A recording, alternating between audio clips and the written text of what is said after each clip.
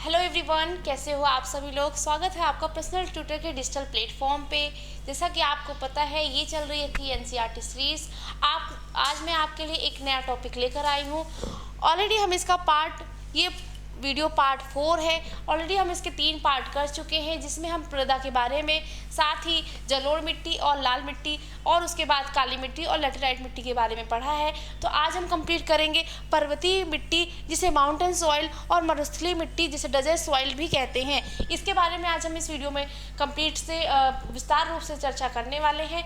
साथ ही अगर आपने शुरुआत के पार्ट जो 3 वीडियो हैं, पार्ट 1, 2, 3, उसको नहीं देखा है तो सबसे पहले आप उन वीडियो को देखिए, आपको बेसिक टू, उसके बाद ही आपको पार्ट 4 देखने का मतलब निकलेगा।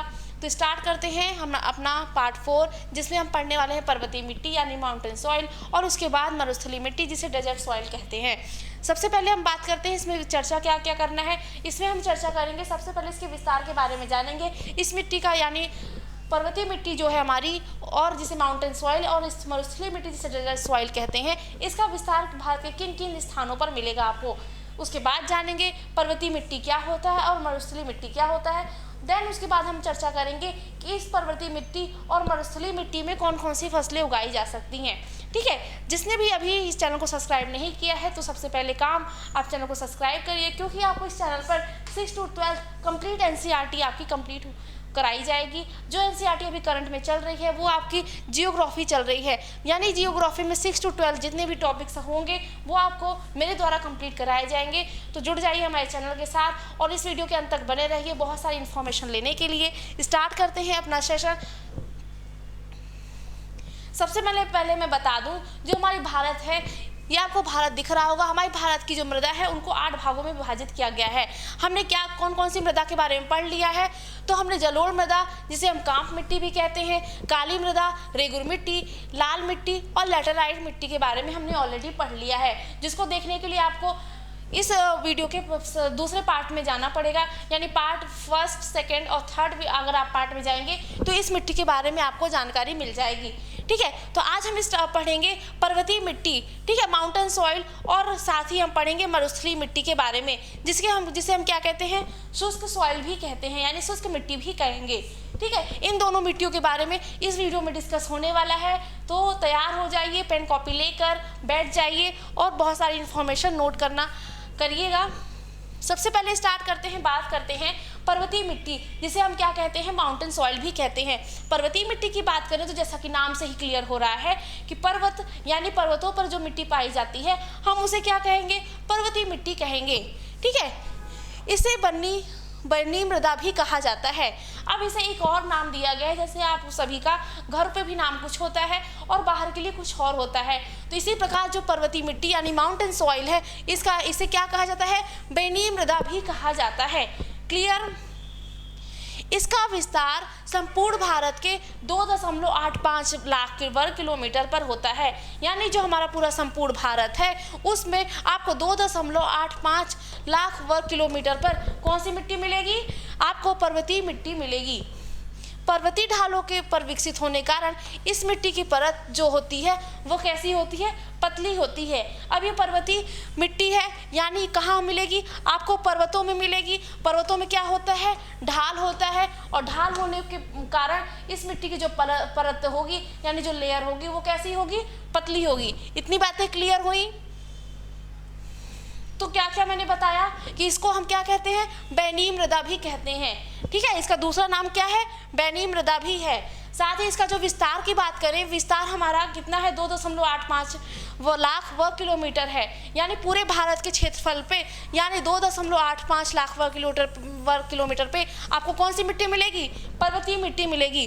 पर्वतीय मिट्टी कहाँ मिलेगी, आपको नाम से क्लियर हुआ, पर्वतों मिलेगी। और पर्वतों में क्या होता है, ढलान होता है। ढलान होने के साथ इस मिट्टी की जो परत होगी यानी लेयर होगी वो कैसी होगी, पतली होगी। जब कभी जो मिट्टी समतल स्थानों में मिलती है तो वहाँ पर मिट्टी की जो परत होती है वो कैसी होती है, मोटी होती है। लेकिन अगर आप ढलानों पे देखेंगे तो ढलानों पर जो मिट्टी की परत होगी वो कैसी हो जाएगी, पतली हो जाएगी। आगे बढ़ते हैं और बात करते हैं इसमें कौन कौन से अवयव होते हैं, कौन कौन से घटक हैं।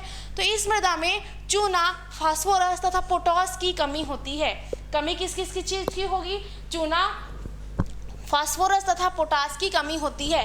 ठीक है, ये हो गए 3 कौन से कमी वाले। लेकिन इसमें ह्यूमस की मात्रा अधिक होगी। ह्यूमस क्या, मैंने आपको पिछले पार्ट, अगर आपने ह्यूमस नहीं पढ़ा है तो आप मेरे वीडियो के दूसरे पार्ट में जाइएगा, उसमें ह्यूमस के बारे में बताया गया है। तो ह्यूमस के बारे में बात करें तो इस मिट्टी में किसकी मात्रा पाई जाती है अधिक? ह्यूमस की। ह्यूमस की अधिकता के कारण यह मृदा अम्लीय होती है। अब ये मृदा कैसी होगी? एसिडिक फॉर्म में होगी, यानी अम्लीय होगी। क्लियर?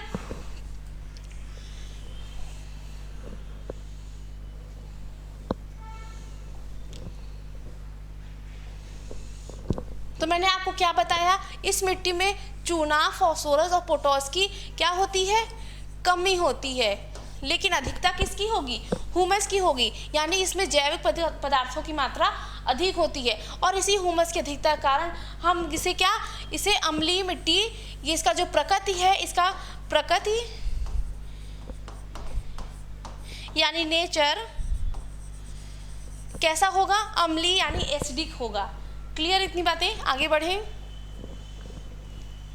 अब बात करते हैं इस पर्वतीय मिट्टी पे कौन कौन सी कृषि की जा सकती है। कृषि की बात करें तो पर्वतीय ढालों पर स्थित होने के कारण इस मृदा में बागानी कृषि की जाती है। बागानी कृषि की जाती है। कौन सी? बागानी कृषि की जाती है। ठीक है, बागानी कृषि में कौन कौन सी कृषि आती है? जैसे चाय हो गया, ये चाय कौन सी बागानी कृषि कहलाएगी। ठीक है, मसाले हो गए, कहवा यानी कॉफ़ी, और कुछ फल भी होते हैं जैसे सेब, नाशपाती, अंगूर आदि की कृषि इस मृदा में होती है। तो पर्वतीय मिट्टी में बहुत अच्छी अच्छी चीज़ें खाने को मिलेगी। तो पर्वतीय मिट्टी बहुत इंपॉर्टेंट है, क्योंकि इसमें चाय भी मिल रहे हैं, मसाले भी मिल रहे हैं, कॉफ़ी और कुछ फल भी। जैसे फल में कौन कौन से? सेब, नाशपाती और अंगूर की आदि जो कृषि होती है वो इसी मिट्टी में होती है। पर्वतीय मिट्टी में कौन कौन सी फसलें हो गई? हमारी बागानी कृषि होती हैं। बागानी कृषि में चाय हो गया, कॉफ़ी हो गया, मसाले और फलों में की बात करें तो सेब, नाशपाती और अंगूर आता है। क्लियर? जनजातियों द्वारा झूम कृषि भी इसी मिट्टी में की जाती है। अब जो जनजातियों द्वारा झूम कृषि की बात करें तो भारत के पूर्वी क्षेत्र में झूम कृषि की जाती है। झूम कृषि करना क्या होता है? झूम कृषि में क्या होता है, सबसे पहले जो हमारा जो खेत होता है वहाँ पर जो पहले से फसलें उगाई जाती हैं, वहाँ पर जो जनजातियों द्वारा उन फसलों पर आग लगाकर उन सभी फसलों को नष्ट किया जाता है। उसके बाद वहाँ पर वापस से खेती की जाती है।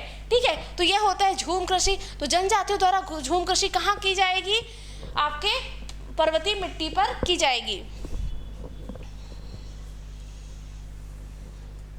क्लियर हुआ आपको क्या क्या पर्वतीय मिट्टी पे कौन कौन सी चीज़ें मिलती हैं? ये हो गए मसाले, ये हो गया अंगूर, नाशपाती हो गया, एप्पल हो गया जिसे कहते हैं सेब। तो आपको कहाँ कहाँ मिलेगा? ये सभी चीज़ें आपको पर्वतीय मिट्टी पर आपको मिल जाएगा। अब विस्तार की बात करते हैं तो विस्तार में आते हैं तो इस पर्वतीय मिट्टी का जो विस्तार है वह कहाँ कहाँ पर है? कश्मीर से अरुणाचल प्रदेश तक है। हमारा जो कश्मीर है ये आपका कश्मीर का भाग है। कश्मीर से लेकर अरुणाचल प्रदेश तक आपको कौन सी मिट्टी मिलेगी? पर्वतीय मिट्टी मिलेगी। तो आपको मैप में दिख रहा है, क्लियर हो रहा है कि कश्मीर से लेकर अरुणाचल प्रदेश तक आपको पर्वतीय मिट्टी देखने को मिलेगी। ठीक है, यह मृदा वर्तमान में अपरदन की समस्या से प्रभावित हो रही है। अपरदन मतलब क्या होता है? अपरदन में क्या होता है? जो भी चट्टानों द्वारा छोटे छोटे कणों में परिवर्तित होता है वह एक स्थान से दूसरे स्थान तक ले जाया जाता है। तो अपरदन में हमें कुछ चीज़ों की सहायता चाहिए होती है, जैसे नदी हो गया, पवन हो गया, हिमनद हो गया, महासागरी जो सागरी जलधाराएं होती है वो हो गया। तो यह मृदा जो है वर्तमान में अपरदन की समस्या से प्रभावित हो रही है। ठीक है, क्लियर हुआ अपरदन? यह मृदा नवीन तथा अविकसित मृदा भी है। क्या है यह मृदा कैसी है? नवीन तथा अविकसित मृदा भी है। मैंने आपको नवीन मृदा के बारे में जलोढ़ मिट्टी में भी कुछ चीज़ें बताई थी कि जलोढ़ मिट्टी को 2 भागों में बांटा गया था, एक बांगर और एक खादर। पुरानी को हम बांगर कहते थे और नवीन को क्या खादर कहते थे। तो यह मृदा भी कैसी है? नवीन तथा अविकसित है। जो कश्मीर से कहाँ तक मिलेगी आपको? कश्मीर से अरुणाचल प्रदेश से ये पूरे ऊपर के बेल्ट में आपको कौन सी मिट्टी मिलेगी? पर्वतीय मिट्टी देखने को मिलेगी। चलिए यहाँ से आगे बढ़ते हैं और बात करते हैं मरुस्थलीय मिट्टी की। मरुस्थलीय मिट्टी की बात करें तो इसे क्या डेजर्ट सॉइल भी कहते हैं और इसका विस्तार कहाँ कहाँ पर है सबसे पहले ये जानने की कोशिश करते हैं। मरुस्थलीय मिट्टी यह मृदा संपूर्ण भारत के 1.42 लाख वर्ग किलोमीटर पर पाई जाती है। यानी जो हमारा पूरा भारत का क्षेत्रफल है उसमें 1.42 लाख वर्ग किलोमीटर पर कौन सी मिट्टी मिलेगी? मरुस्थलीय मिट्टी यानी डेजर्ट सॉइल मिलेगी। नाम से क्लियर हो रहा है, मरुस्थल यानी जहाँ पे मरुस्थल होगा वहीं पर इस मिट्टी को हम देख सकते हैं। यानी इसका इसलिए मरुस्थल में पाई जाने के कारण इसकी मिट्टी का नाम क्या है? मरुस्थलीय मिट्टी है।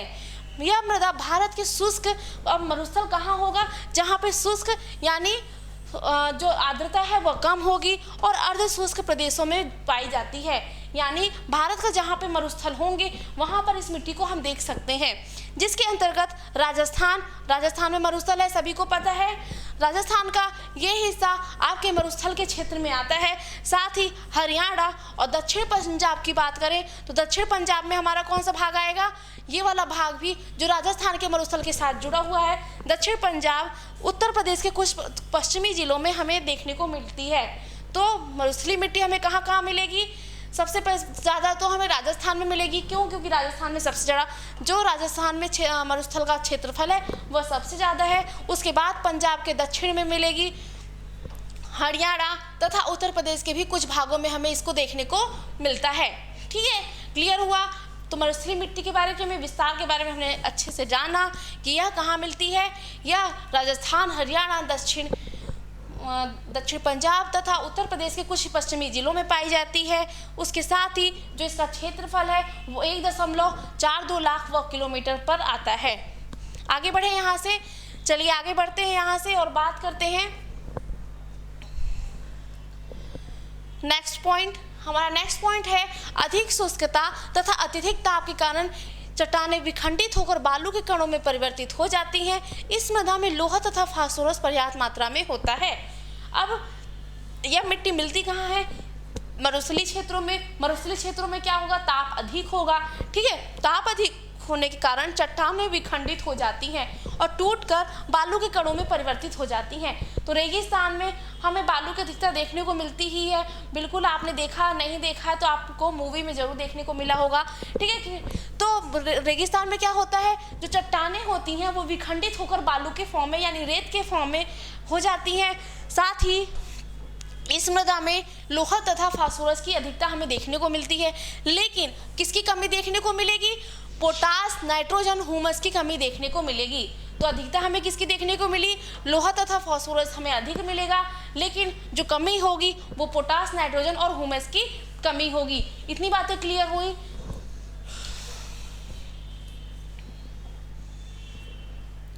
अब बात करते हैं कृषि की। अब ये मरुस्थलीय जो मिट्टी है इसमें कृषि कौन कौन से कर सकते हैं? यह एक अनुवर्र मृदा है। ठीक है, फिर भी इस मृदा में मोटे अनाज जैसे ज्वार और बाजरा और कुछ तिलहन फसलें पैदा की जा सकती हैं। अब जो हमारे मोटे अनाज पे आता है, मोटे अनाज की बात करें तो इसमें ज्वार और बाजरा हमारे कैसे अनाजों में आते हैं? मोटे अनाजों में आते हैं। ठीक है, तो जो मरुस्थलीय मिट्टी है यहाँ पर क्या है? ह्यूमस की कमी है, लेकिन लोहे की अधिकता होने के कारण यहाँ पे कुछ खेती की जा सकती है जिसमें ज्वार और बाजरा आते हैं। ठीक है, और कुछ तिलहन फसलें भी पैदा हम कर सकते हैं। इतनी बातें समझ में आई सबको? आगे बढ़ते हैं और मिलते हैं हम नेक्स्ट इस वीडियो के नेक्स्ट पार्ट पे। तब तक के लिए इस वीडियो का रिवीजन करिए, आगे के सभी पार्ट्स को आप कंप्लीट करिए और जितने भी डाउट हो मुझे कमेंट सेक्शन में ज़रूर लिखकर बताइए करिए। नेक्स्ट वीडियो आपके कमेंट सेक्शन पर डिपेंड करेगा कि आपको नेक्स्ट वीडियो किस टॉपिक पे चाहिए। मिलते हैं नेक्स्ट इसके वीडियो के पार्ट पे। तब तक के लिए खुश रहिए, पढ़ते रहिए, मुस्कुराते रहिए। Thank you.